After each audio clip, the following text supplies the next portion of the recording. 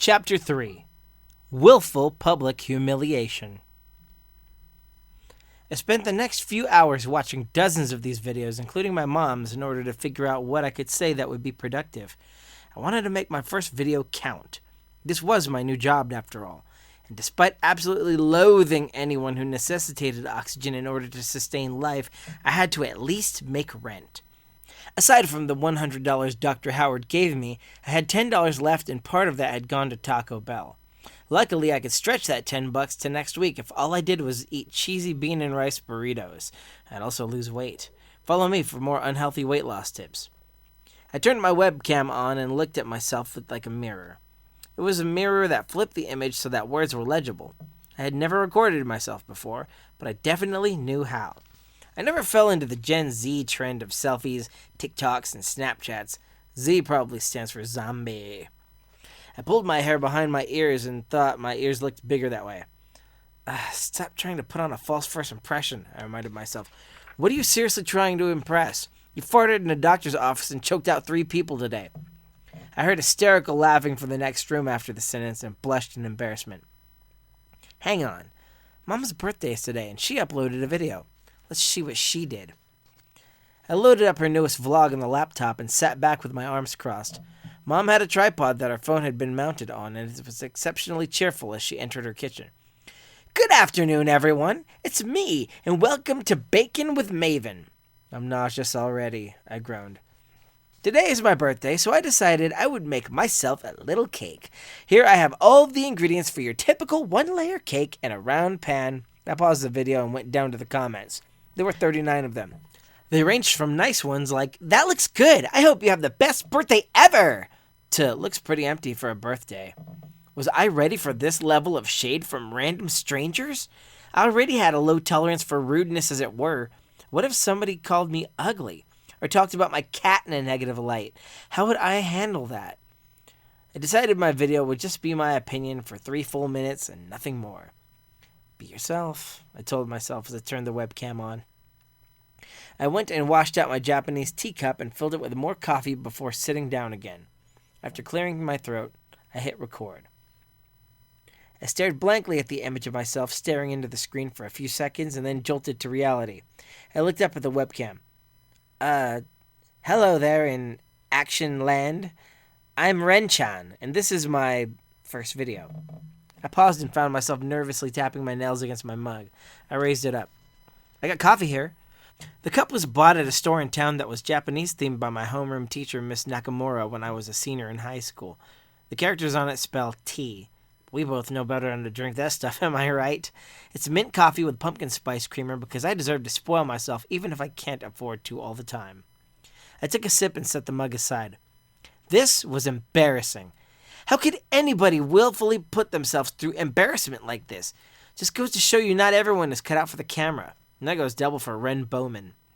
Looking at the runtime and realizing I barely passed a minute, I decided to just vent. This was my moment to tell everyone to leave me alone. So here's the deal, I began my tirade. As you'll no doubt see by my screen name, I am a misanthropist. The definition of that is, hang on, let me get my phone. Misanthropy, noun, a dislike of humankind. Now, I know there are good people somewhere, but I failed legitimately to meet anyone that fits the definition of selfless. As humans, I personally think we as a species expect reward. We want something for our trouble. I paused to take a sip of coffee. Today I was walking to a job interview, and this guy pulls alongside me and offered me a lift. Don't get me wrong, he was super cute and had this tan complexion that was just... Oof. Anyway, that's not important. He kept asking if I was sure I didn't need a ride, and I shot him down pretty hard. And he gave me his number, and I threw it in the trash. I paused for a moment. The nerve, am I right? No? Maybe I shouldn't have been so rude to the guy. Either way, he tried to give the wrong girl a ride. Anyway, the moral of my little story is this. If you're gonna do something for somebody, you shouldn't do it expecting something in return, because that goes against the entire point of helping others. Anyway, stay away from me, everyone. Arigato, ran out. As soon as I stopped the video, I slapped my own forehead. Ah, crap, I meant sayonara, not arigato. Arigato means thank you, and sayonara means goodbye. Maybe it'll be taken as thank you for leaving me alone. Right, Yoshi? That furry little cretin was fast asleep on the armrest of my futon. When the video was uploaded, I sent the link to Howard the doc and then decided to visit my mom that evening. I went over to her house to find she was in the process of folding clothes. "Hello, Ren," she exclaimed, finally getting my nickname right. "Come to see your mother? It's your birthday after all, and I'm cool with visiting as long as there's no one else here. Sorry I couldn't afford a gift for you, but I got some money if you want it." Mom laughed cheerfully and walked to the kitchen. "You don't need to give me a gift, Ren. Keep your money." Good, I thought. At least I won't need to beg for the rent money. "Thanks, Mom." She walked over to the kitchen. "Would you like cake, Laura Ann?" "Sure." "And it's Ren, sorry. I keep using your legal name." I smirked. I don't mind a super girly name like Laura Ann being given to me, but Ren is quicker, easier to remember, and also my favorite Nickelodeon character. "I don't recall a Ren on that channel," Mom chuckled. I mentally slapped my own face. His sidekick was Stimpy. As Mom cut me a slice of her delicious devil's food cake with strawberry icing and topped with chopped cherries, she asked me, "So, how did your job interview go?" I shrugged and traced my fingers along the edge of her kitchen island. "Not bad. I think I got the job." "That's good. And what is it you do?" "Well, I tried to get a receptionist job, and the guy made me do a video for money. I just got done recording myself for him." Mom suddenly froze completely still and got awkwardly quiet. She then rose her eyes to mine. "Honey, if you needed cash that badly, you could have just asked any time. But I won't judge you. I've been in a pinch myself." "What? No, Mom, ew, no!" I snapped in frustration. "No, he didn't make me do anything unethical. It was a vlog. He had me start an account on Action and record my feelings." Mom let out a deep sigh of relief and fanned herself. I was having flashbacks to my teens for a moment there. "Ew," I retorted in disgust. "Did cameras even exist back then? You know what? Never mind. As long as Dad is my dad, I'm cool." She served me a slice of cake and then pointed at me. "Speaking of Dad, he called and wished me a happy birthday." I nodded. "Yeah, he called me every year on the day to wish me a happy birthday. He's always shouting and only says, and I quote, 'Happy birthday, Rambo. Hope your day is the best day of the year. I love you, and when I get home, the first thing I'm going to do is spend the whole day with you. See you soon.' Click." "He's always so busy," Mom said, scrolling through her phone. "Do you even know what he does for a living?" I asked. "Like, does he work for a Mexican drug cartel or the U.S. president? Or does he work for NASA and do stuff in space like repair satellites? Mom, is my father a gigolo?" "Your father hates rap music," Mom laughed, "and clowns." "I said gigolo, Mother, not juggalo. And for the record, Ringmaster is hella fresh." "Your father is a fisherman," Mom explained. "Like the Primus song?" I joked. "He is out at sea all the time and travels the world. I bet it must be hard work." "Lord knows, I don't have the stomach to work in those conditions," I said. "On a boat with people? Yuck. I'd rather gut fish by hand in a cold, wet room all by myself for hours on end." "What's the name of your channel?" Mom asked. I used her phone to type in the name and handed it back. Her smile faded into a frown when she read it. "Oh, Misanthropy. That's cute, I suppose. A bit on the nose." "Good," I said. "I hate everybody equally." Mom began watching my maiden video and smiled the whole way through. As she did so, I told her goodbye, happy birthday, and slipped out the door. While walking home, I decided to check the video myself. It had 6 views so far, and I had 2 subscribers, Mom and Dr. Howard. Nice and slow. I was not wanting it to take off because I feared being recognized in public. I decided that once I had posted enough videos according to Dr. Howard, I would take the channel down and return to my quiet yet peaceful existence of avoiding human contact. Back during the global pandemic of COVID-19, I was already working from home. I had 2 jobs during that span, with the first being a video game reviewer. I was fired for giving too many average scores because I got burnt out very quickly playing garbage bin titles from one-man development companies. And the second was less cool and less fun, where I offered tech support for a fast food restaurant who shall go unnamed. They were calling all the time, and I was always in the middle of something when they did. One day I grew frustrated because I called when I was in the middle of trying to beat Tekken 3 with Jin, and I let loose with a profanity-laden rant that ended with me getting a call from my supervisor, who fired me for, and I quote, "subpar customer service." I immediately filed for unemployment and decided to take up a new hobby, napping. Once I got home, I saw 2 new comments under the video. Doc_How, whom I can only assume was my new boss, commenting, "Excellent work, but I still know so little about you, Ren." The other comment was from my mom, who wrote, "You're so smart! I bet you could make a whole series out of this. Love you, Laura Ann." To which I groaned in displeasure. Ugh. The next morning, Yoshi woke me up by jumping on my face, interrupting my dream of being a space bounty hunter with a 6 set of red and gold armor, running through caverns under a crappy, desolate planet, killing aliens for money. I got up, dressed in regular clothes, and my neighbor slammed his door. "I'm guessing it's 10, I said aloud and then shouted, "You forgot your lunch!" My neighbor heard me, ran back in and grabbed it, then yelled, "Thanks, lady!" and ran out, slamming the door again. "Totashimashite," Japanese, "you're welcome," I said as I took a sip of black coffee and went back to my phone, which sat on the charger. Mom had blown up my phone, but I kept it on silent, and the texts were ambiguous too. Stuff like, "You did it!" and "So proud of you!" Brushing it off and assuming she was only proud I had made a stupid video and become one of the many things I resented, i.e. an influencer, I decided to go to mental health resources and check in with Dr. Howard. I left home and told myself once I paid my rent that I was going to buy a bike. Not anything fancy, but a Roadmaster or something cheap yet functional. I got to his office and saw a woman and a teenage boy, the latter of which was drinking a soda from one of those plastic cups to get it from a fast food place. As I walked past him, he reached out and gave my right butt cheek a very hard squeeze that actually hurt. I stopped and turned towards him with my arms crossed under my small boobs, and he chuckled to himself. "Tawny, don't do that," the mother snapped. "I'm so sorry, miss. He didn't mean to do that." "Let me teach your son what happens when you disrespect women," I said, and took the cup from the boy half my age.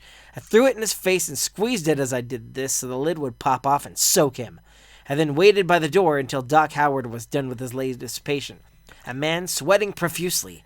As I stood there, I said obnoxiously, "I didn't mean to do that."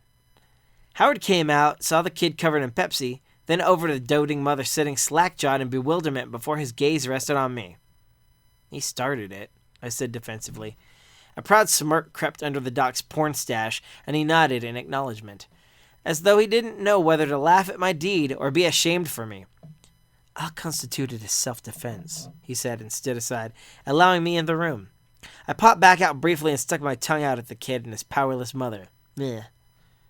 Once in the room, I took a seat on that big comfy couch and said, "So, how'd I do?" Dr. Howard took his pen and clipboard from a nearby table and began scribbling before he spoke. "You know, I'm honestly impressed with how quickly you slipped into your comfort zone." I blushed cutely. "Stop it, you," I said and grinned. He cleared his throat. "You're going to get the other $100. I was actually not expecting you to share pearls of wisdom on that video, but it was almost better than you actually talking about yourself. Misanthropy says it all, really." "It just came to me, what can I say?" I said arrogantly. I spread my legs and leaned back, looking at my unpainted, short nails arrogantly like a stuck-up rock star. "So, when do I start on that receptionist job?" He handed me $100 from his wallet. 2 crisp $50 bills. "You should consider making another.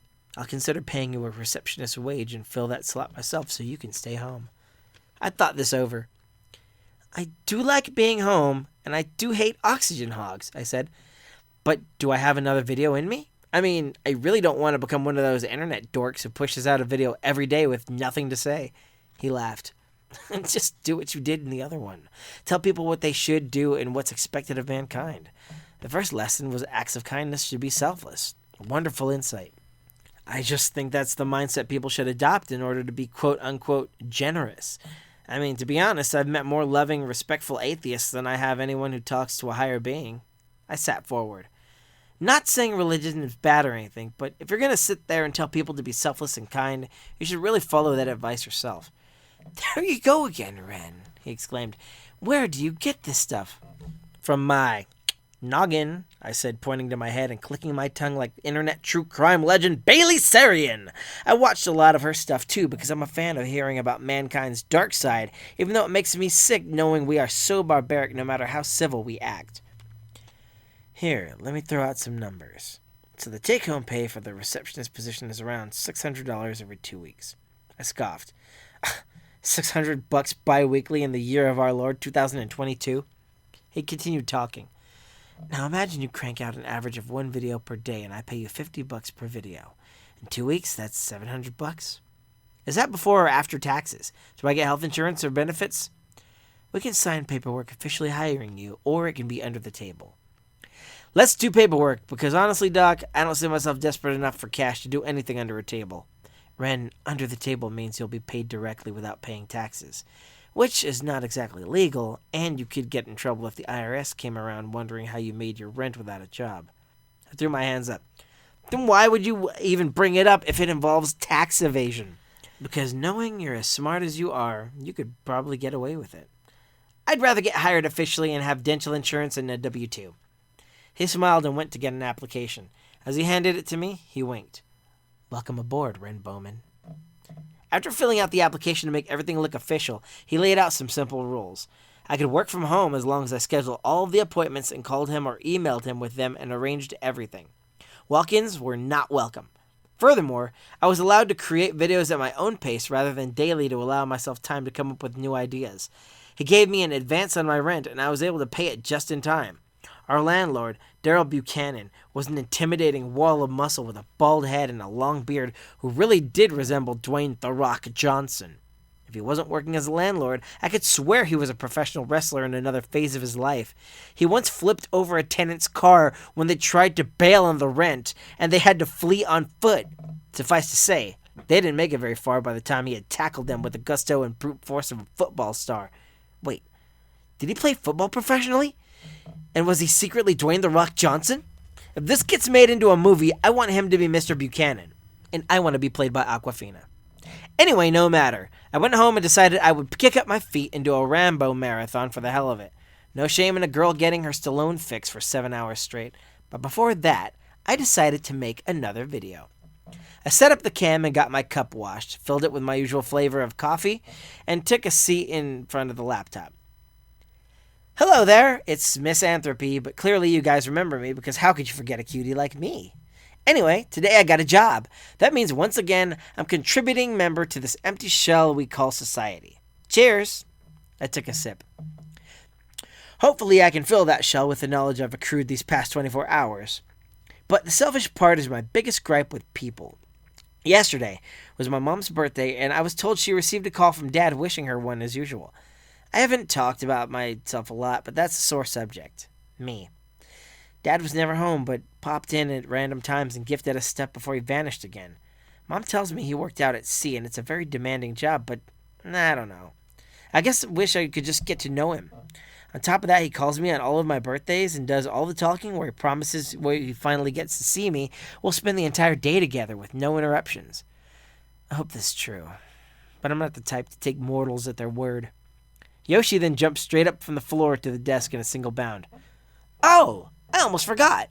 This is my cat Yoshi. He was rescued as a kitten when I first moved into this apartment. I cupped my hand over the side of my mouth and whispered, Pets aren't allowed in here. Yoshi clawed his way out of my grip, put his little face to the camera lens, and walked on the keys of the laptop, making various windows pop up or minimize on the screen. Yoshi, no!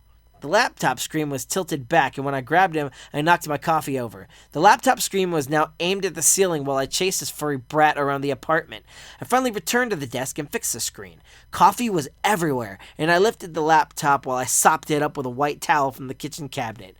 Luckily, the laptop was spared the fate of being fried by hot Java. Sorry, everyone. Cats, am I right? Well, I gotta go clean this up, so, do you have a pet? Tell me about it. Arigato, Ren out. After returning the towel to the bathroom and grabbing a second clean one, I tried to close the door behind me. Whack! The cabinet door had apparently opened thanks to the action of me opening the bathroom door in the first place. I got back to the computer and cleaned the floor. The floor was all smooth white linoleum, thank God. And I accidentally opened a window on my PC that showed my channel as a whole in the previous video. I happened to look at it and saw the number of views was around 106, and the number of subscribers was 8. Nothing to freak out over yet, I said to myself, and continued cleaning the coffee spill. I put this towel with the other and began my Rambo marathon. No surprise, I dozed off on the couch halfway during the third movie and looked at my phone. It was 9:30 p.m., and I was starving. There was a new pizza place in town called Wise Guys I had been dying to try, and I had $20 left in cash. So I decided I wouldn't hurt to try it out, unless a pizza cost $19.99 plus a tip. I placed an order and asked for the specials. The girl on the phone informed me they closed at 10, but they had a Mamma Mia Mega, or a 16-inch pizza, with 5 toppings for $9.99. So I got it and had them top it with pepperoni, mushrooms, sausage, yellow peppers, and onions. The girl kindly informed me it was the last order of the night and that I was lucky. As to why, I had no clue until the pizza delivery person arrived. My money in hand, I opened the door and ran out to meet them. I immediately recognized the car from yesterday and saw the same dark-skinned dude with impossibly good looks come out with the pie. "Hey, good to see you again," he exclaimed. "Is this yours? Apartment B?" "Yes," I said. "How much is it?" "Last order of the night is free. You don't even have to tip," Raj said with a very kind smile on his face. It occurred to me that this was what the woman on the phone meant by saying I was lucky, that the pizza was absolutely free, not that a gorgeous man would deliver it to me, or perhaps is what she meant. Either way, I shook off my gaga eyes and cleared my throat. "You're making this up," I scoffed. "What if I ordered 6 of these? You'd lose like $60 and a huge tip." Raj smiled. "Company policy," he said. "Last order before closing time is no charge. As you can guess, we get zillions of orders right before closing time because everybody wants to be the last order. It's a promotional campaign to make people try the restaurant." "Smart tactic," I said. "Well, thank you, Raj." He nodded. "Sorry, but I never got your name." "Oh, it's Ren," I said. "Ren. Beautiful name," he told me, and I blushed. "Have a wonderful evening, Ren. Enjoy your pizza." As he turned to leave, I fumbled with words. It's an awful big pizza, and I might need help finishing it." He smirked as he got to the door of his car. "I'm a vegetarian," he said. "Thank you, though." I tried to come up with another reason to show I appreciated him. "But, since I can't tip you, how about next time I make us dinner and we get to know each other better?" He nodded. "I'd like that." I smiled and waved as he got in his vehicle and drove away. As I went inside with this heavy bastard of a pizza, I looked down at Yoshi, who was busy grooming himself, licking his crotch. "Way to rub it in, pal. At least I'm trying to be social. If I could reach, I'd never leave the house."